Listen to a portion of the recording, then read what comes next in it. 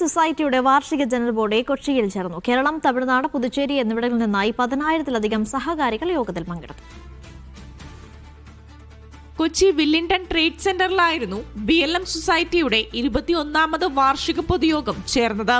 150-ലധികം ശാഖകളിൽ നിന്നായി 10,000-ലധികം സഹകാരികൾ പൊതുയോഗത്തിൽ പങ്കെടുത്തു. സൊസൈറ്റി ഫൗണ്ടർ ചെയർമാൻ പ്രേംകുമാർ ഉദ്ഘാടനം ചെയ്തു. നമ്മുടെ ദീപം തെളിയിക്കുന്ന ചടങ്ങാണ് നിങ്ങളിതാ സാക്ഷ്യം വഹിക്കുന്നത്. അംഗങ്ങളുടെ സാമ്പത്തികവും സാമൂഹികവുമായ ക്ഷേമം മുൻനിർത്തി നിരവധി പദ്ധതികൾ സൊസൈറ്റി നടപ്പിലാക്കിയിട്ടുണ്ട്. ഇന്ന് BLM-ന് ഏറ്റവും വലിയ ഓഡിറ്റിംഗിന്റെ വിപ്ലവ ഏറ്റവും വലിയ വിഷയങ്ങൾ ചെയ്ത മോറിസ് അൻഗോ ആണ് ഇന്നത്തെ നമ്മൾ ഓഡിറ്റർ. നമ്മൾ ആരാന്നുള്ളത് നമുക്ക് ചോദിക്കരുത്. നമ്മളെ കുറിച്ചുള്ള കാര്യങ്ങൾ പുറത്തുള്ള നമ്മളെ മെമ്പേഴ്സ് പറയണം.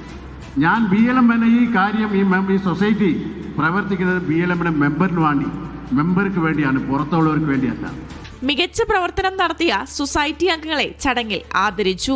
മഞ്ചേരിയിലും മണ്ണാർക്കാടും സൊസൈറ്റിയുടെ നേതൃത്വത്തിൽ നിർമ്മിച്ച വീടുകൾ അർഹരായ അംഗങ്ങൾക്ക് കൈമാറി. ഭവന നിർമ്മാണത്തിനൊപ്പം ആരോഗ്യ വിദ്യാഭ്യാസ മേഖലകളിലും കൂടുതൽ ക്ഷേമ പദ്ധതികൾ സൊസൈറ്റി നടപ്പാക്കും. മീഡിയ 1 കൊച്ചി.